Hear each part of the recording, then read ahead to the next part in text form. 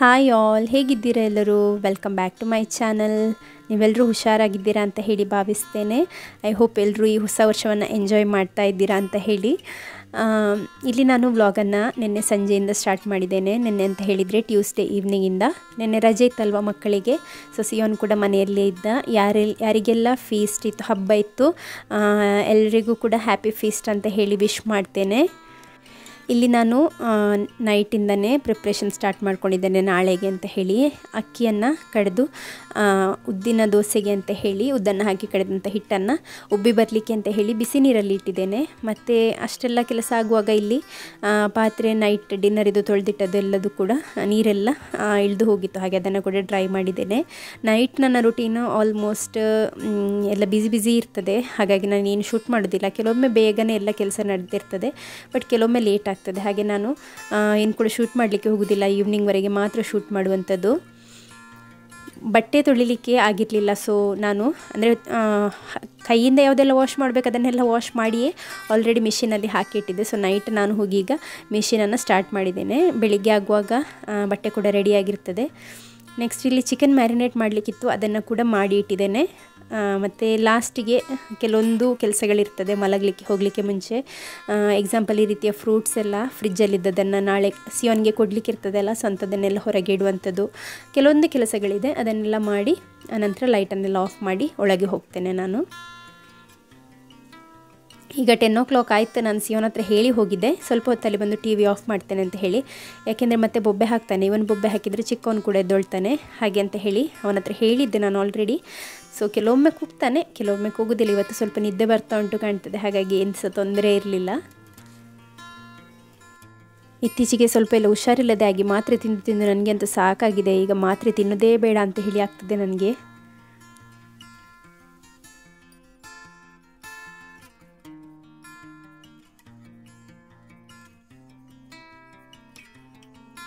The next day. ಇದು next day morning. ಇವತ್ತು ನಾನು 6ಗೆ ಎದ್ದಿದ್ದೆ. 6ಗೆ ಎದ್ದು ಬ್ರಷ್ ಎಲ್ಲ ಆಗಿ ಕಿಚನಿಗೆ ಬರುವಾಗ 6:15 ಆಗ್ತಾ ಬಂದಿದೆ. ಹಿಟ್ಟು ಯಾವ ರೀತಿಯಲ್ಲಿ ಉಬ್ಬಿದೆ ನೋಡುವ.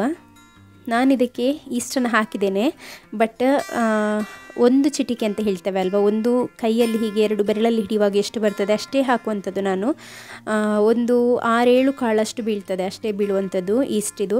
ಅದನ್ನು ನಾನು ಫಸ್ಟಿಗೆ ಜೀವ ಮಾಡ್ತೇವೆ ಅಲ್ಲ, ಅಂದರೆ ಈಸ್ಟನ್ನು ಫರ್ಮೆಂಟ್ ಮಾಡ್ತೇವೆ ಅಲ್ಲ, ಸೊ ಆ ರೀತಿಯಲ್ಲಿ ಮಾಡಿ ಅದನ್ನು ಜೀವ ಮಾಡಿದ ನಂತರ ಆ್ಯಡ್ ಮಾಡುವಂಥದ್ದು. ಹಾಗಾಗಿ ಜಾಸ್ತಿ ಈಸ್ಟ್ ಹಾಕಬೇಕಂತ ಇಲ್ಲ, 1 ಸ್ಪೂನೆಲ್ಲ ಕೆಲವರು ಹಾಕ್ತಾರೆ, ಅಷ್ಟೆಲ್ಲ ಹಾಕಬೇಕಂತ ಇಲ್ಲ. ಯಾವ ರೀತಿಯಲ್ಲಿ ಯೂಸ್ ಮಾಡೋದು ಅಂತ ಹೇಳಿ ಫಸ್ಟ್ ನಾವು ಕಲಿಬೇಕು. ಹಾಗೆ ಯೂಸ್ ಮಾಡಿದರೆ ಲಿಮಿಟಲ್ಲಿ ನಮಗೆ ಯೂಸ್ ಮಾಡ್ಕೊಳ್ಬೋದು. ಡ್ರೈ ಆದಂತಹ ಪಾತ್ರೆನೆಲ್ಲ ರ್ಯಾಕಲ್ಲಿಟ್ಟು ಬೆಳಿಗ್ಗಿನ ಫಸ್ಟ್ ಟೀಯನ್ನು ನಾನಿಲ್ಲಿ ಇಟ್ಕೊಳ್ತಾ ಇದ್ದೇನೆ. ಯಾರಾದರೂ ಫಸ್ಟ್ ಟೈಮ್ ನನ್ನ ಚಾನಲಲ್ಲಿ ಈ ವಿಡಿಯೋ ನೋಡ್ತಾ ಇದ್ದೀರಾ ಆದರೆ ವೆಲ್ಕಮ್ ಟು ಮೈ ಚಾನಲ್. ನನ್ನ ಈ ವಿಡಿಯೋ ನಿಮಗೆ ಇಷ್ಟ ಆಗ್ತದೆ ಆದರೆ ಪ್ರೀವಿಯಸ್ ವೀಡಿಯೋಸನ್ನು ಕೂಡ ನೋಡಿ, ಎಲ್ಲದೂ ಇಷ್ಟ ಆಗ್ತದೆ ಆದರೆ ನೀವು ನನ್ನ ಚಾನಲ್ಗೆ ಸಬ್ಸ್ಕ್ರೈಬ್ ಆಗೋದನ್ನು ಮರಿಬೇಡಿ. ಹಾಗೂ ಈ ವಿಡಿಯೋ ಇಷ್ಟ ಆಗಿದೆ ಆದರೆ ಲೈಕ್ ಕೂಡ ಮಾಡಿ. ಹಾಗೂ ಎಲ್ಲಿಂದ ನೋಡ್ತಾ ಇದ್ದೀರಾ, ಯಾವ ಊರಿಂದ ನೋಡ್ತಾ ಇದ್ದೀರಾ, ನಿಮಗೆ ನನ್ನ ವಿಡಿಯೋ ಹೇಗೆ ಅನ್ನಿಸ್ತು ಅದರ ಬಗ್ಗೆ ಕೂಡ ಕಾಮೆಂಟ್ ಮಾಡಿ, ಆಯಿತಾ?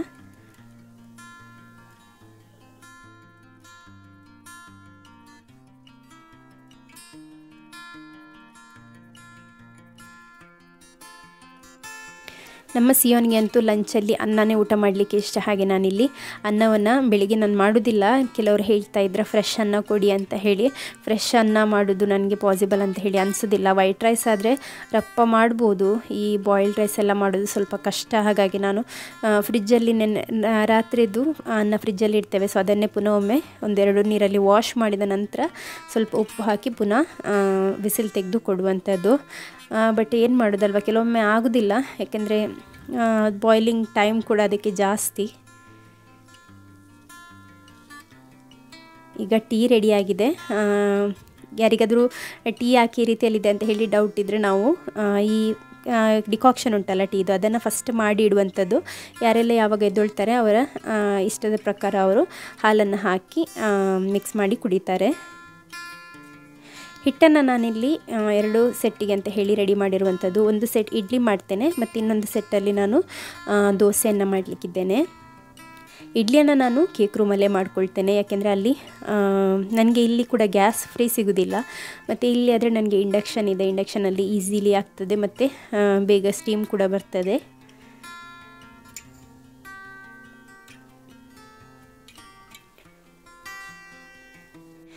ಇತ್ತೀಚೆಗೆ ನಾನು ಅಂದ್ಕೊಳ್ಳುವಂಥದ್ದು ಡೈಲಿ ಏನಾದರೂ ಒಂದು ವಿಡಿಯೋ ಮಾಡಿ ಹಾಕಬೇಕು ಅಥವಾ ಏನಾದರೂ ಒಂದು ಒಳ್ಳೆ ಕಂಟೆಂಟನ್ನು ಹಾಕಬೇಕು ಅಂತ ಹೇಳಿ.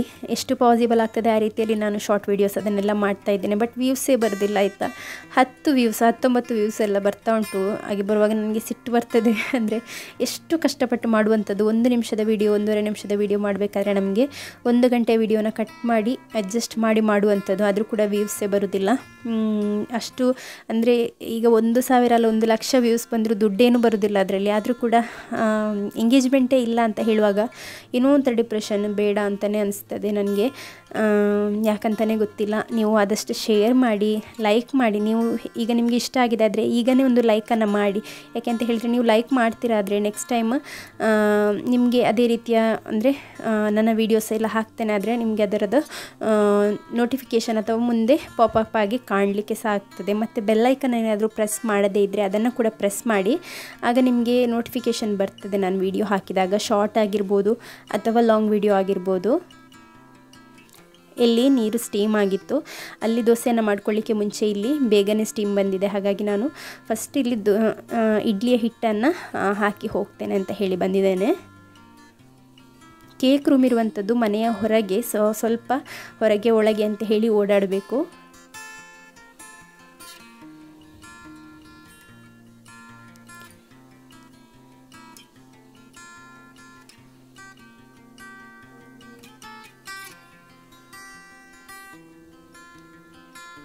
ನಾನು ಈ ಇಡ್ಲಿ ದೋಸೆ ಎಲ್ಲ ಮಾಡುವಾಗ ಅದಕ್ಕೆ 1 ಹಿಡಿಯಷ್ಟು ಅವಲಕ್ಕಿಯನ್ನು ಕೂಡ ಹಾಕ್ಕೊಳ್ತೇನೆ. ಸ್ವಲ್ಪ ಸೊಸೈಟಿ ಅಕ್ಕಿ, ಸ್ವಲ್ಪ ಇಡ್ಲಿ ರೈಸ್ ಮತ್ತು ಸ್ವಲ್ಪ 1 ಹಿಡಿಯಷ್ಟು ಅವಲಕ್ಕಿ ಕೂಡ ಹಾಕ್ತೇನೆ ಉದ್ದಿನ ಬೇಳೆ ಜೊತೆಗೆ. ಆಗ ಸಾಫ್ಟಾಗಿ ಆಗ್ತದೆ. ನೀವ್ಯಾರಾದರೂ ಟ್ರೈ ಮಾಡಲಿಲ್ಲ ಅದರೊಮ್ಮೆ ಟ್ರೈ ಮಾಡಿ ನೋಡಿ. ಅನ್ನ ಹಾಕಿದರೆ ಸ್ವಲ್ಪ ಹುಳಿ ಬರುವಂಥದ್ದು ಜಾಸ್ತಿ ಹಿಟ್ಟು, ಆದರೆ ಈ ರೀತಿಯಲ್ಲಿ ಮಾಡುವಾಗ ಹುಳಿ ಬರೋದಿಲ್ಲ, ಬಟ್ ಸಾಫ್ಟಾಗಿ ಆಗ್ತದೆ.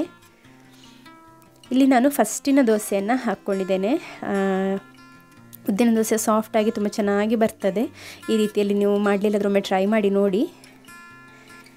ಫ್ರಿಜ್ಜಲ್ಲಿತ್ತು ವಾಟರ್ಮೆಲನ್, ಅದನ್ನೆನ್ನೆ ನಾನು ಹೊರಗೆ ಇಡಲಿಲ್ಲ. ಯಾಕೆಂದರೆ ಈಗ ಐಸ್ ಇದ್ದರೆ ನೆಕ್ಸ್ಟ್ ಅವನಿಗೆ ತಿನ್ನೋ ಟೈಮಲ್ಲಿ ಕರೆಕ್ಟಾಗಿ ಆಗ್ತದೆ. ಇಲ್ಲಾಂದರೆ ಸ್ವಲ್ಪ ಸ್ಮೆಲ್ ಬರ್ತದೆ ಅಲ್ವಾ, ವಾಟರ್ಮೆಲನ್ ಬೇಗ ಹಾಳಾಗುವಂಥದ್ದು. One eternity later.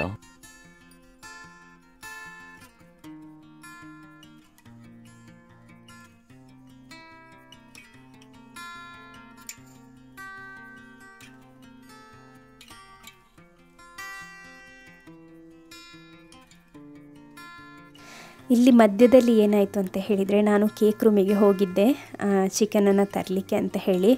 ಬಟ್ ನಾನು ಅಲ್ಲಿ ಹೋದಾಗ ನನಗೆ ತಲೆ ಸುತ್ತಿತ್ತು. ನನಗೆ ಫಸ್ಟಿಗೆ ಅದು ಗೊತ್ತೇ ಆಗಲಿಲ್ಲ ನನಗೆ ಅದು ತಲೆ ಸುತ್ತಾ ಇದೆ ಅಂತ ಹೇಳಿ, ಚಕ್ಕರ್ ಬರ್ತಾ ಉಂಟಂತ ಹೇಳಿ ಗೊತ್ತಾಗಲಿಲ್ಲ. ನಾನು ಫಸ್ಟ್ ಈ ಏರ್ ಫ್ರೈದು ಬಕೆಟ್ ಇರ್ತದಲ್ವ, ಅಂದರೆ ಚಿಕನ್ ಇದು ಬಕೆಟ್, ಅದನ್ನು ಗ್ರ್ಯಾಬ್ ಮಾಡಲಿಕ್ಕೆ ಅಂತ ಹೇಳಿ ಹೋಗ್ತಾ ಇದ್ದೇನೆ. ಎಷ್ಟು ಕೈ ಹಾಕಿದರೆ ಸಹ ನಾನು ರೀಚ್ ಆಗ್ತಾಯಿಲ್ಲ. ಹತ್ತಿರದಲ್ಲೇ ಇದ್ದೇನೆ ನಾನು, ಬಟ್ ರೀಚ್ ಆಗ್ತಾಯಿಲ್ಲ ನನ್ನ ಕೈ. ನನಗೆ ಸಡನ್ ಏನಾಗ್ತಾಯಿದೆ ಅಂತ ಹೇಳಿ ಗೊತ್ತಾಗಲಿಲ್ಲ. ಯಾರೋ ಹಿಂದೆ ಕೇಳ್ದ ಹಾಗೆ ಆಗ್ತಾಯಿತ್ತು, ಮತ್ತು ಸ್ವಲ್ಪ ಹೊತ್ತಿನ ನಂತರ ಮುಂದಕ್ಕೆ ದೂಡಿದ ಹಾಗೆ ಆಗಲಿಕ್ಕೆ ಸ್ಟಾರ್ಟ್ ಆಯಿತು. ಹಾಗೆ ನನಗೆ ಸಡನ್ ಫ್ಲ್ಯಾಶ್ ಆಯಿತು, ಇದು ನನಗೆ ತಲೆ ಸುತ್ತಾ ಇದೆ ಅಂತ ಹೇಳಿ.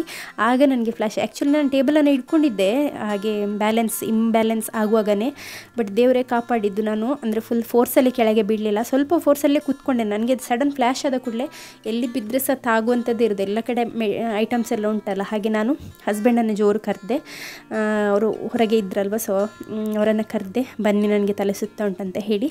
ಮತ್ತು ನಾನು ಡಸ್ಟ್ಬಿನ್ ಎಲ್ಲ ಉಂಟಲ್ಲ ಬಾಗಿಲು, ಸೊ ಅಲ್ಲೇ ಕೂತ್ಕೊಂಡ್ಬಿಟ್ಟೆ ಫೋರ್ಸಲ್ಲಿ ಡಬ್ ಅಂತ ಹೇಳಿ. ಯಾಕಂದರೆ ಕಂಟ್ರೋಲ್ ಆಗೋದಿಲ್ಲ ನನಗೆ. ಅಂದರೆ ಈ ರೀತಿ ಎಕ್ಸ್ಪೀರಿಯೆನ್ಸ್ ಫಸ್ಟ್ ಟೈಮ್ ಆಗಿರುವಂಥದ್ದು. ಜಸ್ಟ್ ಕೂತು ಎದ್ದೊಳುವಾಗ ಎಲ್ಲ ತಲೆ ಒಮ್ಮೆ ಗಿರ್ರಾಗುವಂಥದ್ದು, ಅದು ಯೂಶ್ವಲಿ ಹೆಣ್ಣುಮಕ್ಳಿಗೆ ಇರ್ತದೆ. ಲೋ ಅಯನ್ ಮತ್ತು ಹಿಮೋಗ್ಲೋಬಿನ್ ಎಲ್ಲ ಕಡಿಮೆ ಇರುವಾಗ ಆ ರೀತಿಯಲ್ಲಿ ಆಗ್ತದೆ. ಕೂತು ಎದ್ದೊಳುವಾಗ ಸಡನ್ ಮೂಮೆಂಟ್ ಮಾಡುವಾಗ ಒಮ್ಮೆ ಗರ್ರ ಅಂತ ಆಗುವಂಥದ್ದು ಅದಿದ್ದದೆ. ಬಟ್ ಈ ರೀತಿ ಇಷ್ಟು ಫೋರ್ಸಲ್ಲಿ ಯಾರೋ ಹಿಂದೆ ಸಹ ಎಳಿತಾ ಇದ್ದಾರೆ, ಮುಂದಕ್ಕೆ ಸಹ ದೂಡ್ತಾ ಇದ್ದಾರೆ ಅನ್ನೋ ಹಾಗೆ ಫಸ್ಟ್ ಟೈಮ್ ಆದಂಥದ್ದು. ಅದು ಯಾಕೆ ಆ ರೀತಿಯಲ್ಲಿ ಆಯಿತು, ನಾನು ಯಾಕೆ ತಲೆ ಸುತ್ತಿ ಬಿದ್ದೆ, ಅದನ್ನು ನಾನು ಕಂಪ್ಲೀಟ್ ಡೀಟೇಲ್ ಈ ವಿಡಿಯೋದಲ್ಲಿ ನಾನು ಹೇಳ್ತಾ ಇದ್ದೇನೆ. ಸ್ಕಿಪ್ ಮಾಡದೆ ನೋಡಿ. ಪ್ರತಿಯೊಬ್ಬ ಲೇಡೀಸ್ ಅಂದರೆ ಯಾರಿಗೆಲ್ಲ ಈ ರೀತಿ ಸಮಸ್ಯೆ ಇದೆ ಅವರಂತೂ ನೋಡಲೇಬೇಕು. ಸ್ಪೆಷಲಿ ತಾಯಂದಿರು, ಬ್ರೆಸ್ಟ್ ಫೀಡಿಂಗ್ ಮದರ್ಸ್. ನನಗೆ ಯಾಕೆ ಈ ರೀತಿಯಲ್ಲಿ ಆಯಿತು, ಏನು ಪ್ರಾಬ್ಲಮ್ ಆಯಿತು ಅದನ್ನು ಕೂಡ ನಾನು ಹೇಳ್ತೇನೆ. ಇಲ್ಲಿ ಬೆಳಿಗ್ಗೆ ನೋಡಿ ನಾಯಿಗೆ ಮಾವ ಅನ್ನ ಹಾಕಲಿಕ್ಕೆ ಅಂತೇಳಿ ಹೋಗ್ತಾ ಇದ್ದಾರೆ. ಹಕ್ಕಿಗಳೆಷ್ಟು ಬರ್ತದೆ ಗೊತ್ತಾ ಬೆಳಿಗ್ಗೆ, ತುಂಬ ಹಕ್ಕಿಗಳದೇ ಗಲಾಟೆ. ಮಾವಿನಕಾಯೆಲ್ಲ ಇರುವಂಥ ಸೀಸನಲ್ಲಿ, ಹೂವೆಲ್ಲ ಆಗೋ ಸೀಸನಲ್ಲಿ ಉಂಟಲ್ಲ, ತುಂಬ ಗಲಾಟೆ, ಕಚ್ಚಿ ಬೀಳ್ತದೆ ಆಚೆ ಈಚೆ. ಅಂದರೆ ಈ ನಾಯಿಗಳದ್ದು ಅನ್ನ ಹಿಂದಿನ ದಿನ ಉಳಿದದ್ದಿದ್ರೆ ಅದನ್ನು ಮಾವ ಹೊರಗೆ ಬಿಸಾಡ್ತಾರಲ್ಲ, ಅದನ್ನು ತಿನ್ನಲಿಕ್ಕೆ ಅಂತ ಹೇಳಿ ಬರುವಂಥದ್ದು. ಇಡ್ಲಿ ನಮ್ಮದು ರೆಡಿಯಾಗಿದೆ, ನೋಡ್ಬೋದು ಎಷ್ಟು ಚೆಂದ ಬಂದಿದೆ ಅಂತ ಹೇಳಿ. ತುಂಬ ಸಾಫ್ಟ್ ಇಡ್ಲಿ ಆಯಿತಾ, ಚೆನ್ನಾಗಾಗ್ತದೆ. ಇಲ್ಲಿ ಚಿಕನ್ ಕೂಡ ರೆಡಿಯಾಗಿದೆ. ನಾನೀಗ ಯಾವ ರೀತಿಯಲ್ಲಿ ಹಿಡಿದು ಅದನ್ನು ಹಿಂದೆ ಎಳೆದೆ ಅಲ್ವಾ, ಸೊ ಅದನ್ನು ಎಳಿಲಿಕ್ಕಂತಲೇ ನಾನು ಆಗ ಹೋದಂಥದ್ದು. ಕೈ ಹಾಕ್ತಾ ಇದ್ದೇನೆ, ಕೈಯೇ ರೀಚ್ ಆಗಲಿಲ್ಲ.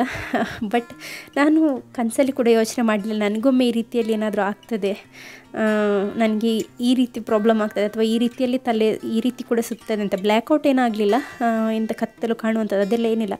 ಕಾಣಲಿಕ್ಕೆ ಎಲ್ಲ ಸಹ ಕಾಣ್ತಾ ಇತ್ತು, ಆದರೆ ಬಾಡಿ ಬ್ಯಾಲೆನ್ಸ್ ಆಗ್ತಾ ಇರಲಿಲ್ಲ. ಸೊ ದೇವರೇ ಕಾಪಾಡಿದ್ರು, ಎಲ್ಲಿ ಸಹ ಬೀಳಲಿಲ್ಲ, ಮಗು ಸಹ ಕೈಯಲ್ಲಿರಲಿಲ್ಲ. ಇಲ್ಲಿ ನಾನು ಸಿಯೋನ್ನ ಟಿಫಿನನ್ನು ರೆಡಿ ಮಾಡ್ಕೊಂಡಿದ್ದೇನೆ. ಸ್ವಲ್ಪ ಕ್ಯಾರೆಟ್, ಸ್ವಲ್ಪ ವಾಟರ್ಮೆಲನ್, ಚಿಕನ್ ಮತ್ತು ಅನ್ನ ಕೊಟ್ಟಿದ್ದೇನೆ. ಕೆಲವರು ಅಂದ್ಕೊಳ್ಬೋದು ಇದನ್ನೆಲ್ಲ ಹೇಳ್ತಾ ಇದ್ದಾರೆ, ಇದನ್ನೆಲ್ಲ ಶೇರ್ ಮಾಡ್ತಾ ಇದ್ದಾರೆ ವ್ಯೂಸಿಗೋಸ್ಕರ ಅಂತೆಲ್ಲ ಹೇಳಿ. ಕೆಲವರು ಇದ್ದಾರೆ ಆಯಿತಾ, ಆ ರೀತಿಯಲ್ಲಿ ಅಂದ್ಕೊಳ್ಳೋರು. ದೂರದವರು ಬೇಡ, ಹತ್ತಿರದಲ್ಲಿ ಕುಟುಂಬದಲ್ಲಿರೋರು ಇರ್ತಾರೆ. ನಾನು ಇದನ್ನು ಯಾಕೆ ಹೇಳ್ತಿದ್ದೀನಿ ಅಂತ ಹೇಳಿದರೆ, ನಿಮಗೆ ಲಾಸ್ಟಲ್ಲಿ ಗೊತ್ತಾಗ್ತದೆ ಯಾಕೆ ಅಂತ ಹೇಳಿ. ಹೆಚ್ಚಾಗಿ ನಾನು ಹೇಳುವಂಥದ್ದು ಇದು ಮದರ್ಸಿಗೋಸ್ಕರ, ನ್ಯೂ ಮಾಮ್ಸ್ ಆಗಿರ್ಬೋದು ಅಥವಾ ಫೀಡಿಂಗ್ ಮದರ್ಸ್ ಆಗಿರ್ಬೋದು, ನಿಮಗೋಸ್ಕರ ಅಂತಲೇ ನಾನಿದನ್ನು ಹೇಳ್ತಾ ಇರುವಂಥದ್ದು. ಅಂಥದ್ದು ನಮ್ಮ ಲೈಫಲ್ಲಿ ಅಂತ ಗೊತ್ತಾ, ನಾವು ಹೀಗೆ ಸೋಷಿಯಲ್ ಮೀಡಿಯಾದಲ್ಲಿ ನೀವು ಅಂದ್ಕೊಳ್ಬೋದು ಎಲ್ಲ ತೋರಿಸಿದ್ದಾರೆ ಅಂತ ಹೇಳಿ. ನಾವು ನಮ್ಮ ಖುಷಿ ಮತ್ತು ಒಳ್ಳೆ ಪಾಠನ ಮಾತ್ರ ತೋರಿಸುವಂಥದ್ದು. ಇದರ ಹಿಂದೆ ನಮಗೆ ಬೇಕಾದಷ್ಟು ಟೆನ್ಷನ್ ಉಂಟು, ಸಾವಿರಾರು ಗಟ್ಟಲೆ ಟೆನ್ಷನ್ ಉಂಟು. ಆ್ಯಕ್ಚುಲಿ ನನಗೆ ಈ ಒಂದು ಆಗಿರುವಂಥದ್ದು ಸ್ಟ್ರೆಸ್ಸಿಂದ ಅಂತ ಹೇಳಿ ಡಾಕ್ಟರ್ ಹೇಳಿದರು. ಸ್ಟ್ರೆಸ್ ಜಾಸ್ತಿಯಾಗಿ ಈ ರೀತಿಯಲ್ಲಿ ಆಗಿದೆ ಅಂತ ಹೇಳಿ. ಏನಾಗಿದೆ ಅಂತ ಹೇಳ್ತೇನೆ ನಾನು. ಬಟ್ ಎಷ್ಟೆಲ್ಲ ಸ್ಟ್ರೆಸ್, ಎಷ್ಟೆಲ್ಲ ಟೆನ್ಷನ್ಸ್, ಎಷ್ಟೆಲ್ಲ ತೊಂದರೆಗಳಿದ್ರೂ ಕೂಡ ಅದನ್ನೆಲ್ಲ ನಾವು ಸ್ಕ್ರೀನಲ್ಲಿ ಹೇಳದೆ ಏನೆಲ್ಲ ಒಳ್ಳೆಯದಿದೆ, ಯಾವ ರೀತಿಯಲ್ಲಿ ಖುಷಿಯಾಗಿರ್ಬೋದು, ಯಾವ ರೀತಿಯಲ್ಲಿ ಲೈಫನ್ನು ಹ್ಯಾಪಿಯಾಗಿ ಲೀಡ್ ಮಾಡ್ಬೋದು, ಅದರ ಬಗ್ಗೆ ಜಾಸ್ತಿಯಾಗಿ ಹೇಳ್ತೇನೆ ನಾನು. ಯಾಕೆಂದರೆ ಹೆಚ್ಚು ಪಾಸಿಟಿವ್ನೆಸ್ ಸ್ಪ್ರೆಡ್ ಮಾಡಿದರೆ ಅವ್ರು ನಿಮಗೆ ಕೂಡ, ಈಗ ನನ್ನ ವಿಡಿಯೋ ನೋಡಿ, ನಾನು ಕೆಲಸ ಮಾಡೋದೆಲ್ಲ ನೋಡಿ, ನಾನೊಂದು ಕೇಕೆಲ್ಲ ಮಾಡೋದು ನೋಡಿ, ನೀವು ಕೂಡ ಕೇಕ್ ಮಾಡ್ತಾಯಿದ್ದೀರಾ, ಸೇಲ್ ಮಾಡ್ತಾಯಿದ್ದೀರಾ, ಆರ್ಡರ್ಸ್ ಬರ್ತಾಯಿದೆ, ಆ ರೀತಿಯಲ್ಲೆಲ್ಲ ಹೇಳುವಾಗ ನನಗೆ ಎಷ್ಟು ಖುಷಿ ಆಗ್ತದೆ ಗೊತ್ತು, ಎಷ್ಟು ಮೋಟಿವೇಶನ್ ಸಿಗ್ತದೆ. ಅಥವಾ ನನ್ನ ಹಸ್ಬೆಂಡ್ ಮನೆಯೆಲ್ಲ ಗುಡಿಸಿ ಕ್ಲೀನ್ ಮಾಡಿ ಎಲ್ಲ ಕೊಡ್ತಾರೆ, ನನ್ನ ಹಸ್ಬೆಂಡ್ ನನಗೆ ಹೆಲ್ಪ್ ಮಾಡ್ತಾರೆ, ಮನೆ ಕೆಲಸಗಳಲ್ಲಿ ನಮಗೆ ಹೆಲ್ಪ್ ಮಾಡ್ತಾರೆ ಅಂತ ಹೇಳೋದನ್ನು ಕೇಳಿ ಟಿ ವಿಯಲ್ಲಿ ಅವ್ರ ಮನೆಯಲ್ಲಿ ವೀಡಿಯೋ ಹಾಕಿದ್ರಂತೆ. ಸೊ ಅದನ್ನೆಲ್ಲ ಕೇಳಿ ಅವರ ಹಸ್ಬೆಂಡ್ ಕೂಡ ಮೋಟಿವೇಟ್ ಆಗಿ ಅವರು ಕೂಡ ಈಗ ಹೆಲ್ಪ್ ಮಾಡ್ತಾ ಇದ್ದಾರೆ ಅಂತ ಹೇಳಿ ಒಬ್ಬರು ಸಬ್ಸ್ಕ್ರೈಬರ್ ಕಮೆಂಟ್ ಹಾಕಿದರು. ಇದನ್ನೆಲ್ಲ ಕೇಳುವಾಗ ಎಷ್ಟು ಖುಷಿ ಆಗ್ತದೆ ಗೊತ್ತಾ. ನನ್ನಿಂದಾಗಿ, ನನ್ನ ಕೆಲವೊಂದು ಮೂಮೆಂಟ್ಸಿಂದಾಗಿ ಅಥವಾ ನನ್ನ ಕೆಲವೊಂದು ಥಾಟ್ಸಿಂದಾಗಿ ಕೆಲವೊಬ್ಬರ ಜೀವನದಲ್ಲಿ ಒಳ್ಳೆಯದಾಗ್ತಾ ಇದೆ, ಅವರ ಲೈಫ್ ಸ್ಟೈಲ್ ಚೇಂಜ್ ಆಗ್ತಾ ಇದೆ, ಅವರ ರಿಲೇಷನ್ಶಿಪ್ ಇಂಪ್ರೂವ್ ಆಗ್ತಾ ಇದೆ ಅನ್ನುವಾಗ ಎಷ್ಟು ಖುಷಿ ಆಗ್ತದೆ ಅಂತ ಇಲ್ಲ. ಏನೋ ಒಂದು ದೇವರಿಂದ ಒಂದು ದೊಡ್ಡ ಬ್ಲೆಸ್ಸಿಂಗ್ ಸಿಕ್ಕಿದೆ ಅನ್ನುವ ರೀತಿಯಲ್ಲಿ ನನಗೆ ಆಗ್ತದೆ. ಸೊ ಇಷ್ಟೊಂದೆಲ್ಲ ಎಕ್ಸ್ಪೀರಿಯೆನ್ಸ್ ಮಾಡಲಿಕ್ಕೆ ಸಿಗುವಾಗ ಇದನ್ನು ಕೂಡ ನಾನು ಶೇರ್ ಮಾಡಲೇಬೇಕು. ಇದರಿಂದ ಒಬ್ಬರಿಗೆಲ್ಲಾದರೂ ಇನ್ನೊಬ್ಬರಿಗೆ ಹೆಲ್ಪ್ ಆಗೇ ಆಗ್ತದೆ ಅಂತ ಹೇಳಿ ನನ್ನ ಒಂದು ಅನಿಸಿಕೆ. ಇಲ್ಲಿ ಬೆಳಿಗ್ಗೆ ನಾನು ಮಗುವಿಗೆ ನೋಡಿ ಬ್ರೇಕ್ಫಾಸ್ಟಿಗೆ ಅರ್ಧ ದೋಸೆ ಕೊಟ್ಟಿದ್ದೇನೆ, ನಾನೊಂದು ದೋಸೆ ತಿಂತಾ ಇದ್ದೇನೆ, ಸಿಯೋನ್ಗೆ ಒಂದು ದೋಸೆ ತಗೊಂಡು ಬಂದಿದ್ದೇನೆ. ಸಿಯೋನ್ ಬಾರಿ ಕಷ್ಟದಲ್ಲಿ ತಿಂತಾ ಇದ್ದಾನೆ, ಆದರೆ ದೋಸೆ ಎಲ್ಲಾದರೆ ಇಳಿತದೆ, ಬೇರೆ ಐಟಮ್ ಎಲ್ಲ ತುಂಬ ಕಷ್ಟ. ಚಪಾತಿ ಆದರೆ ತಿಂತಾನೆ, ಅವನ ಫೇವ್ರೆಟ್.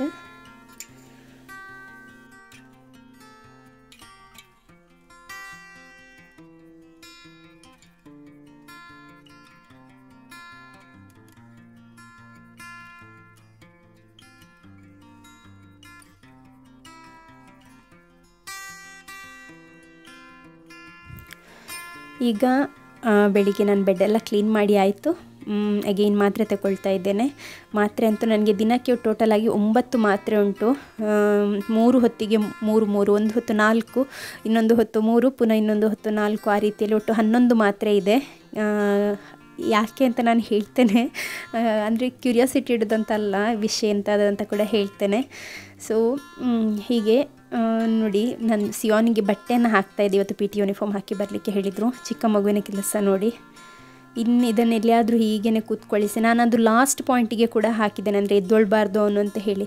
ಎಲ್ಲಿಯಾದರೂ ಇಲ್ಲಿ ಯಾರು ಇರಲಿಲ್ಲ ಆದರೆ ಚಿಕ್ಕ ಮಗು ಕೆಳಗೆ ಆದರೆ ಮೇಲಿಂದ ನನಗೆ ಗೊತ್ತು ಅವನು ಆ ರೀತಿಯಲ್ಲಿ ಮಾಡ್ತಾನೆ ಅಂತೇಳಿ. ಹಾಗಾಗಿ ನಾನೀಗ ಅವನನ್ನು ಇಲ್ಲಿ ಬಿಟ್ಟು ಹೋಗೋದಿಲ್ಲ, ಬಿಟ್ಟರೆ ಸಹ ನೆಲದಲ್ಲಿ ಇಡುವಂಥದ್ದು. ನೆಲದಲ್ಲಿ ಇಟ್ಟರೆ ಸಹ ಉಂಟಲ್ಲ, ನಾನೀಗ ಕೂತ್ಕೊಂಡಿದ್ದಾನೆಲ್ಲ ಸೋಫಾ, ಅದರ ಮೇಲೆ ಹತ್ತಿ ಕಿಟಕಿಗೆ ಹತ್ತಲಿಕ್ಕೆ ನೋಡ್ತಾನೆ. ಆಗ ಸೋಫಾದು ಹಿಂದೆ ಇರೋ ಕುಷನ್ ಉಂಟಲ್ಲ ಹೊರಗೆ ಕೂತ್ಕೊಳ್ಳುವಂಥದ್ದು, ಅದು ಈಚೆ ಮುಂದಕ್ಕೆ ಬೀಳ್ತದೆ, ಪಲ್ಟಿ ಆಗ್ತದೆ. ಮೊನ್ನೆ ಹಾಗೇ ಬಿದ್ದಿದ್ದಾನೆ, ಬಿಟ್ಟು ಹೋದದಷ್ಟೇ ಅಷ್ಟು ಬೇಗ ಮೇಲೆ ಹತ್ತಿ ಬಿದ್ದಾಗಿದೆ. ನನಗೆ ಫಸ್ಟ್ ತಲೆ ಡಬ್ಬಾದಾಗ ಸೌಂಡ್ ಆಯಿತು, ಮತ್ತು ನಾನು ವೆಯ್ಟ್ ಮಾಡಿದೆ, ನನಗೆ ಆಗಲೇ ಗೊತ್ತಾಯಿತು ಇದು ಮಗು ಬಿದ್ದದಂತ ಹೇಳಿ. ಮಕ್ಕಳು ಯಾವಾಗಲೂ ಬಿದ್ದರೆ ಉಂಟಲ್ಲ ಡಬ್ಬ ಅಂತ ಸೌಂಡ್ ಆಗಿ ಒಂದು 2 ಸೆಕೆಂಡ್ ನಂತರ ಕೂಗುವಂಥದ್ದು. ಸೊ ನಾನು ಅದಕ್ಕೆ ಕೂಗಲಿಕ್ಕೆ ವೆಯ್ಟ್ ಮಾಡ್ತಾಯಿದ್ದೆ, ಕಿಚನಲ್ಲಿದ್ದೆ ನಾನು. ಕೂಗಿದಾಗ ಬೇಗ ಬಂದು ನೋಡುವಾಗ ಸೋಫಾಯಿಂದ ಬಿದ್ದಿದ್ದಾನೆ. ಸೊ ಹಾಗೆ ಮಕ್ಕಳಿರುವಾಗ ತುಂಬ ಕಷ್ಟ, ಮಕ್ಕಳನ್ನು ನೋಡ್ಕೊಳ್ಬೇಕು. ಆದರೆ ಪ್ರತಿ ಸೆಕೆಂಡ್ ನಮಗೆ ಹಿಂದೆ ನಿಲ್ಲಲಿಕ್ಕೆ ಸಹ ಆಗೋದಿಲ್ಲ. ಹಾಗೆ ಮತ್ತು ದೇವರು ಸಹ ಕಾಪಾಡ್ತಾರೆ ಆಯಿತಾ, ದೇವರು ನೋಡ್ಕೊಳ್ತಾರೆ. ಇಲ್ಲಾದರೆ ನಮ್ಮ ಮಕ್ಕಳಿಗೆ ಇಷ್ಟೊತ್ತಿಗೆ ಏನೆಲ್ಲ ಆಗಬೇಕಿತ್ತು. ಸಿಯೋನ್ ನೋಡಿ ಎಷ್ಟು ಖುಷಿಯಲ್ಲಿ ರಿಕ್ಷಾ ಹಿಂದೆ ಈಗ ಓಡುವಾಗ ನನಗೆ ಎಷ್ಟು ಖುಷಿ ಆಗ್ತದಂತ ಇಲ್ಲ. ನೋಡುವವರಿಗೆ ಐ ಆಮ್ ಶ್ಯೂರ್ ನಿಮ್ಮಲ್ಲಿ ತುಂಬ ಜನರಿಗೆ ಖುಷಿ ಆಗ್ತದೆ ಸಿಯೋನನ್ನು ಈ ರೀತಿಯಲ್ಲಿ ನೋಡಲಿಕ್ಕೆ. ಸಿಯೋನ್ ಕೂಗ್ತಾ ಸ್ಕೂಲಿಗೆ ಹೋಗೋದನ್ನು ನೋಡಲಿಕ್ಕೇ ಬೇಜಾರಾಗ್ತದೆ ಅಂತ ಹೇಳಿ ಎಷ್ಟೋ ಜನ ಕಾಮೆಂಟ್ ಮಾಡಿದ್ದೀರಾ. ತುಂಬ ಥ್ಯಾಂಕ್ಸ್ ನೀವು ನಮ್ಮ ಮೇಲೆ ಇಟ್ಟಂತಹ ಪ್ರೀತಿಗೆ, ಇಷ್ಟೊಂದು ಕೇರಿಗೆ. ಹೌದು, ನನಗೆ ಕೂಡ ಖುಷಿ ಆಗ್ತದೆ ಅವನು ಹೋಗುವಾಗ. ಈಗ ಅವನು ಎ ಸೆಕ್ಷನಿಗೆ ಶಿಫ್ಟ್ ಆಗಿದ್ದಾನೆ, ಅವನ ಕಸಿನ್ ಕೂಡ ಇದ್ದಾನೆ ಅದರಲ್ಲಿಯೇ. ಅವರಿಗಿಬ್ಬರಿಗೆ 5 months ಇದು ಡಿಫ್ರೆನ್ಸ್. ನನ್ನ ಹಸ್ಬೆಂಡ್ ಇದು ಅಣ್ಣನ ಮಗ.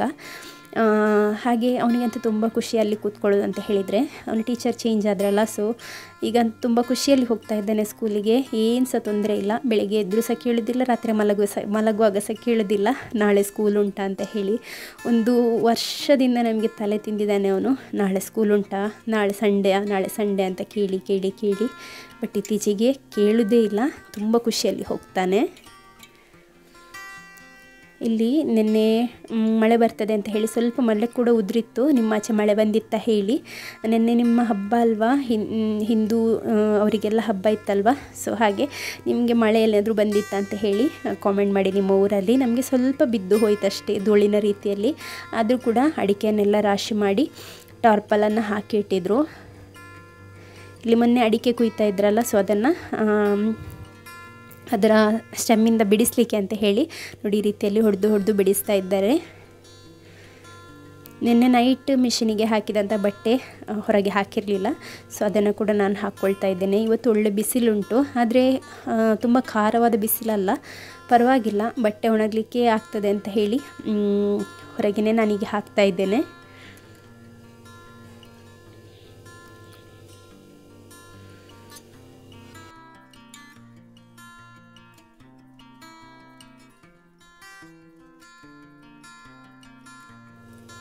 ಇವರು ನಮ್ಮ ಆಚಾರಿ, ಇವರಿಗೆ ಆಚಾರಿ ಅಂತ ಹೇಳಿ ಕರೆಯುವಂಥದ್ದು. ಇವ್ರದ್ದು ಹೆಸರೆಂತ ಉಂಟು, ಶಶಿಧರ ಆಚಾರ್ಯ ಅಂತದೊಂದು ಹೆಸರುಂಟು, ಒಳ್ಳೆ ಹೆಸರುಂಟಾಯ್ತು ಇವರಿಗೆಲ್ಲ ಆಚಾರ್ಯ ಅಂತ ಹೇಳಿ ಕರೆದು ನಾವು ಸಾಧಾರಣ ಕರೆಯುವಂಥದ್ದು. ಹೆಸರು ಯಾರಿಗೆ ಸಹ ಸರಿ ಗೊತ್ತಿಲ್ಲ. ಸೊ ಅವ್ರು ಬಂದಿದ್ದರು, ಅವರಿಗೆ ಚಹಾ ಕೊಟ್ಟಿದ್ದೇನೆ. ಚಹಾ ಕುಡಿತಾ ಸ್ವಲ್ಪ ಹೊತ್ತು ಅವ್ರ ಹತ್ರ ಮಾತಾಡ್ತಾ, ಹಾಗೆ ನಮಗೆ ಸಾರೆಲ್ಲ ನೆನ್ನೆದೇ ಉಂಟು ಇವತ್ತಿಗೆ. ಹಾಗೆ ಅಡುಗೆ ಏನು ಸಹ ಮಾಡಲಿಕ್ಕಿಲ್ಲ.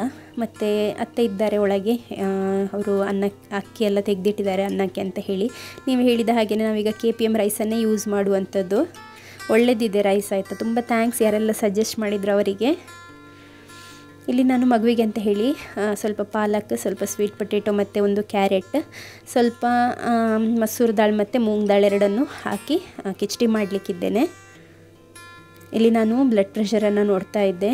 ನನ್ನ ಹಸ್ಬೆಂಡ್ ಅಕ್ಕ ನರ್ಸ್ ಅವ್ರು ಹೇಳಿದರು ನನಗೆ, ಸೊ ಒಮ್ಮೆ ಬ್ಲಡ್ ಪ್ರೆಷರ್ ಚೆಕ್ ಮಾಡು ಅಂತ ಹೇಳಿ. ಕರೆಕ್ಟ್ ಇದೆ ನನ್ನ ಬ್ಲಡ್ ಪ್ರೆಷರ್ ಎಲ್ಲ, ಏನು ಕೂಡ ಆಚೆ ಈಚೆ ಆಗಲಿಲ್ಲ. ಇಲ್ಲಿ ಚಿಕ್ಕದೊಂದು ಗೋಬಿ ತಂದಿದ್ದೆ ನಾನು. ಸಿಯೋನ್ಗೆ ಈ ಗೋಬಿ ಮಂಚೂರಿ ಟೈಪಲ್ಲಿ ಮಾಡ್ತೇವಲ್ವ, ಸೊ ಅದು ಇಷ್ಟ, ಹಾಗೆ ಅಂತ ಹೇಳಿ ತಂದಿದ್ದೆ. ನನಗೆ ಕೂಡ ಇಷ್ಟನೇ, ಆದರೆ ಇತ್ತೀಚೆಗೆ ನನಗೆ ತಿನ್ನಲಿಕ್ಕೆ ಮನಸ್ಸೇ ಇಲ್ಲ ಎಂಥದ್ದು ಕೂಡ. ಹಾಗೆ ಅಂತ ಹೇಳಿ ಮಾಡುವ ಅಂತ ಹೇಳಿ ಇವತ್ತು ತೆಗೆದಿದ್ದೇನೆ. ಇದರಲ್ಲಿ ಒಂದು 200 ಗ್ರಾಮ್ ಇರ್ಬೋದು ಅಷ್ಟೇ, ಅದು ನೋಡಲಿಕ್ಕೆ ಆ ರೀತಿಯಲ್ಲಿ ಕಾಣ್ತಾ ಉಂಟು. ಆದರೆ ಅದರಲ್ಲಿ ಒಂದು 10 to 12 ಫ್ಲೋರೆಟ್ಸ್ ಅಷ್ಟೇ ಇರುವಂಥದ್ದು ಸರಿಯಾಗಿ.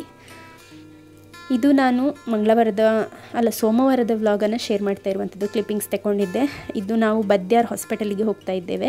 ನಮಗೆ ಇಲ್ಲಿ ಹತ್ತಿರದಲ್ಲಿ ಸ್ವಲ್ಪ ಕೇಳ್ಪಟ್ಟ ಪ್ರಕಾರ ಒಳ್ಳೆದಿದೆ ಅಂತ ಹೇಳಿದರು. ಹಾಗೆ ನಾನು ಫಸ್ಟ್ ಟೈಮ್ ಬರ್ತಾ ಇರುವಂಥದ್ದು ಬದ್ಯಾರಿಗೆ, ಕೇಳಿದ್ದೇನೆ ಅಷ್ಟೇ. ಇಲ್ಲಿ ಬಂದ್ವಿ. ಇಲ್ಲಿ ನನಗಿದು ಹಾಸ್ಪಿಟಲ್ ಅಂತಲೇ ಗೊತ್ತಾಗಲಿಲ್ಲ ಸ್ಟಾರ್ಟಿಂಗಲ್ಲಿ ಬರುವಾಗ, ಆ ರೀತಿಯಲ್ಲಿತ್ತು. ಜನ ಸಹ ಇಲ್ಲ, ಮತ್ತು ಸ್ವಲ್ಪ ಸ್ಟಾಫ್ ಮಾತ್ರ ಕೂತ್ಕೊಂಡಿದ್ದರು. ಆಮೇಲೆ ಕೇಳುವಾಗ ನಮಗೆ ಬೇಕಾದಂಥ ಡಾಕ್ಟ್ರ್ ಅಂದರೆ ನನಗೆ ಗೈನಕಾಲಜಿಸ್ಟ್ ಆಗಿರ್ಬೋದು ಅಥವಾ ಫಿಸಿಷಿಯನ್ ಆಗಿರ್ಬೋದು ಯಾರು ಸಹ ಆಗ್ತದೆ ಅಂತ ಹೇಳಿದ್ದೆ.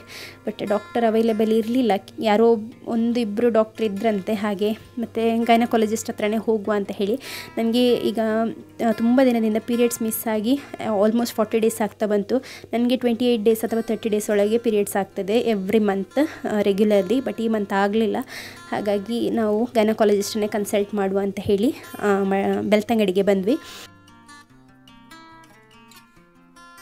ಇಲ್ಲಿ ಎಷ್ಟು ವೆಯ್ಟ್ ಮಾಡಲಿಕ್ಕಿತ್ತು ಅಂತ ಹೇಳಿದರೆ ನಾವು ಬಂದದ್ದು 3:30ಗೆ. ಆದರೆ ನನಗೆ ಡಾಕ್ಟರ್ ಸಿಗುವಾಗ ಆಲ್ಮೋಸ್ಟ್ 6 ಆಗಿತ್ತು. 6ವರೆಗೆ ವೆಯ್ಟ್ ಮಾಡ್ತಾಯಿದ್ವಿ ಮಗುವನ್ನು ಇಟ್ಕೊಂಡು. ಇದಾದ ನಂತರ ನನಗೆ ಸ್ಕ್ಯಾನ್ ಬರೆದು ಕೊಟ್ಟರು. ಸ್ಕ್ಯಾನ್ ಮತ್ತು ಬ್ಲಡ್ ಟೆಸ್ಟಲ್ಲಿ ಸ್ವಲ್ಪ ಆಚೆ ಈಚೆ ಇತ್ತು. ಹಾಗೆ ಅದಾದ ನಂತರ ಸ್ಕ್ಯಾನ್ ಮಾಡಿದರು. ಸ್ಕ್ಯಾನಲ್ಲಿ ಏನು ಕೂಡ ಪ್ರಾಬ್ಲಮ್ ಇರಲಿಲ್ಲ. ಆ್ಯಕ್ಚುಲಿ ಆದದ್ದೆಂತ ಅಂತ ಹೇಳಿದರೆ ಇದರಲ್ಲಿ ನಮ್ಮ ಹಾರ್ಮೋನ್ಸ್ ಇರ್ತದಲ್ವ, ಸೊ ಆ ಹಾರ್ಮೋನಲ್ಲಿ ಒಂದು ಹಾರ್ಮೋನ್ 5 to 35 ಒಳಗೆ ಇರಬೇಕು. ನಂದು ಅದು 100 and above ಇದ್ದದ್ರಿಂದ ಪೀರಿಯಡ್ಸ್ ಕೂಡ ಆಗಲಿಲ್ಲ. ಮತ್ತು ನನಗೆ ನನ್ನ ಜೀವದೊಳಗೆ ಏನೆಲ್ಲ ಆಗ್ತಾಯಿತ್ತು, ಕೆಲವೊಮ್ಮೆ ಫುಲ್ ವೀಕ್ನೆಸ್ ಫೀಲ್ ಆಗುವಂಥದ್ದು, ಕೆಲವೊಮ್ಮೆ ಏನು ಸಹ ತಿನ್ನಲಿಕ್ಕೆ ಬೇಡ ಆ ರೀತಿಯಲ್ಲಿ ಆಗುವಂಥದ್ದು, ಹಾಗೆಲ್ಲ ಆಗ್ತಾಯಿತ್ತು. ಸೊ ಹಾಗೆ ಅಂತ ಹೇಳಿ ಈ ಡಾಕ್ಟ್ರ್ ಹತ್ರ ಹೋದಂಥದ್ದು. ಇದಾದ ನಂತರ ಇವರು ನನಗೆ ಸೋಮವಾರ ದಿನದ್ದು ಇದು ಸೋಮವಾರ ಮೆಡಿಸಿನ್ ಕೊಟ್ಟರು. ಅದೇ ಮೆಡಿಸಿನ್ ನಾನು ತಗೊಳ್ತಾ ಇದ್ದಂಥದ್ದು. ಒಟ್ಟು ನನಗೆ ಮಾತ್ರೆಗಳೆಷ್ಟಿದೆ ನೋಡಿ, ಮಾತ್ರೆಗಳಿದು ನೋಡಿ, ಬಿಲ್ಲಿದ್ದು ತೋರಿಸ್ತಾ ಇದ್ದೇನೆ. ಬಿಲ್ ಅಮೌಂಟ್ ನೋಡಿ 3473, ಆಲ್ಮೋಸ್ಟ್ 3500. ಇನ್ನು ಪಾಪದವರೆಲ್ಲ ಮೆಡಿಸಿನ್ ತಗೊಳ್ಳುವ ಹಾಗೇ ಇಲ್ಲ ಆಯಿತಾ ಏನಾದರೂ ಆದರೆ. ನನಗೆ ಅಲ್ಲಿ ಹೋದಲ್ಲಿ ನೋಡುವಾಗ ಉಂಟಲ್ಲ ಆಲ್ಮೋಸ್ಟ್ ಎಲ್ಲ ಪೇಷಂಟ್ಸ್ ಇದು ಹೀಗೇ ಬಿಲ್. ಕೆಲವರಂತೂ ಅರ್ಧ ಜೀಪೆ ಅರ್ಧ ಕ್ಯಾಶ್ ಎಲ್ಲ ಕೊಡ್ತಾಯಿದ್ರು. ಬಿಲ್ಲಾದರೂ ಪರವಾಗಿಲ್ಲ, ಬಿಲ್ ಅಷ್ಟಾಯಿತು 3500. ಅಷ್ಟು ಬಿಲ್ಲು ಕೊಟ್ಟು ಮದ್ದೆಲ್ಲ ತಗೊಂಡು ಬಂದು ಮನೆಗೆ ಬಂದ ನಂತರ ಮದ್ದು ತಿಂದು ಉಂಟಲ್ಲ ನನಗೆ ಈ ರೀತಿಯಲ್ಲಿ ನಾನು ತಲೆ ಸುತ್ತಿ ಬಿದ್ದಂಥದ್ದು. ಅಂದರೆ ನನ್ನ ಜೀವಕ್ಕೆ ಡಾಕ್ಟ್ರು ಕೊಟ್ಟದ್ದು ರಾಂಗ್ ಅಂತ ಹೇಳೋದಲ್ಲ, ಬಟ್ ನನ್ನ ಜೀವಕ್ಕೆ ಅದಾಗಲಿಲ್ಲ. ಹೆವಿ ಆಯಿತು ಡೋಸೇಜ್, ಹಾಗಾಗಿ ನನಗೆ ತಲೆ ಸುತ್ತಿ ನಾನು ಬಿದ್ದಂಥದ್ದು. ಅದಾದ ನಂತರ ಕೂಡ ಅಗೇನ್ ಆ್ಯಂಡ್ ಅಗೇನ್ ನನಗೆ ತಲೆ ಸುತ್ತಲಿಕ್ಕೆ ಸ್ಟಾರ್ಟ್ ಆಯಿತು. ಮತ್ತು ನಾನು ನನ್ನ ಅತ್ತಿಗೆ ಹತ್ರ ಕೇಳುವಾಗ ಅವ್ರು ಹೇಳಿದರು ಅದನ್ನು ಸ್ಟಾಪ್ ಮಾಡಲಿಕ್ಕೆ ಹೇಳಿದರು. ಸೊ ನಾನೀಗ ಮೆಡಿಕೇಷನ್ ಕಂಪ್ಲೀಟ್ ಸ್ಟಾಪ್ ಮಾಡಲಿಕ್ಕಿದ್ದೇನೆ ಇವತ್ತು ಮಧ್ಯಾಹ್ನದಿಂದ. ಸೊ ಹಾಗೆ ಯಾರಾದರೂ ಬ್ರೆಸ್ಟ್ ಫೀಡಿಂಗ್ ತಾಯಂದ್ರೆಲ್ಲ ಇದ್ದೀರಾ ಆದರೆ ಜಾಗ್ರತೆ ಮಾಡಿ ಆಯಿತಾ. ಯಾವುದೇ ಮೆಡಿಸಿನ್ ತಗೊಳ್ಳುವಾಗ ಆಗಿರ್ಬೋದು. ನನ್ನ ಮಗು ಕೂಡ ಉಂಟಲ್ಲ ಸ್ವಲ್ಪ ಎಲ್ಲ ಅಂದರೆ ಈ ಕುಡಿದವರೆಲ್ಲ ಆ್ಯಕ್ಟ್ ಮಾಡ್ತಾರಲ್ಲ ಆ ರೀತಿಯಲ್ಲಿ ಆ್ಯಕ್ಟ್ ಮಾಡ್ತಾಯಿದ್ದೆ. ನಿನ್ನೆ ಸಹ ಇವತ್ತು ಸಹ ನಡೆಯುವಾಗ ಬೀಳೋದೆಲ್ಲ ಮಾಡ್ತಾಯಿದ್ದೆ. ನಾನು ಅಂದ್ಕೊಂಡೆ ನಾರ್ಮಲಿ ಅವನಿಗೆ ಬ್ಯಾಲೆನ್ಸ್ ಲೂಸ್ ಆದದಿರಬೇಕು ಅಂತ ಹೇಳಿ, ಬಟ್ ಅಲ್ಲ, ಬ್ರೆಸ್ಟ್ ಮಿಲ್ಕ್ ಮೂಲಕ ಮಕ್ಕಳಿಗೆ ಸಹ ಹೋಗ್ತದೆ, ಎಷ್ಟು ಸೇಫ್ ಅಂತ ಹೇಳಿದರೂ ಕೂಡ ಅವನು ಕೂಡ ಅದಕ್ಕೆ ಇರಬೇಕು ಆ ರೀತಿಯಲ್ಲಿ ಮಾಡ್ತಾ ಇದ್ದಂಥದ್ದು. ಹಾಗಾಗಿ ನಾನೀಗ ಕಂಪ್ಲೀಟ್ ಸ್ಟಾಪ್ ಮಾಡಲಿಕ್ಕಿದ್ದೇನೆ. ಏನಾದರೂ ಆದರೆ ತನ್ನಷ್ಟಕ್ಕೆ ಗುಣ ಆದರೆ ಸಾಕು, ರಿಸ್ಕ್ ತಗೊಳ್ಳಿಕ್ಕೆ ಬೇಡ ನನಗೆ. ಸೊ ಇದರಲ್ಲಿ ನಾನು ಹೇಳೋದೇನಂತ ಹೇಳಿದರೆ, ನಿಮಗೇನಾದರೂ ಪ್ರಾಬ್ಲಮ್ ಆಗ್ತಾಯಿದೆ ಆದರೆ ಒಮ್ಮೆ ಚೆಕ್ ಮಾಡಿ ನೋಡಿ. ಯಾಕೆಂದರೆ ಕೆಲವೊಮ್ಮೆ ಥೈರಾಯ್ಡ್ ಎಲ್ಲ ಹೆಚ್ಚಾದರೆ ತುಂಬ ಸೀರಿಯಸ್ ಹೆಲ್ತ್ ಕಂಡೀಷನ್ಸ್ ಎಲ್ಲ ಇರ್ತದೆ. ಸ್ಪೆಷಲಿ ಈಗಂತೂ 2 ಡೆಲಿವರಿ ಆಯ್ತು ಅಂತ ಹೇಳಿದರೆ ಮತ್ತು ನಿಮ್ಮ ಬಾಡಿ ಒಂದು 40% ಡ್ಯಾಮೇಜ್ ಆದ ಹಾಗೆಯೇ. ಯಾಕೆಂದರೆ ತುಂಬ ಟೈಮ್ ಬೇಕು ರಿಕವರ್ ಆಗಲಿಕ್ಕೆ ಕೂಡ.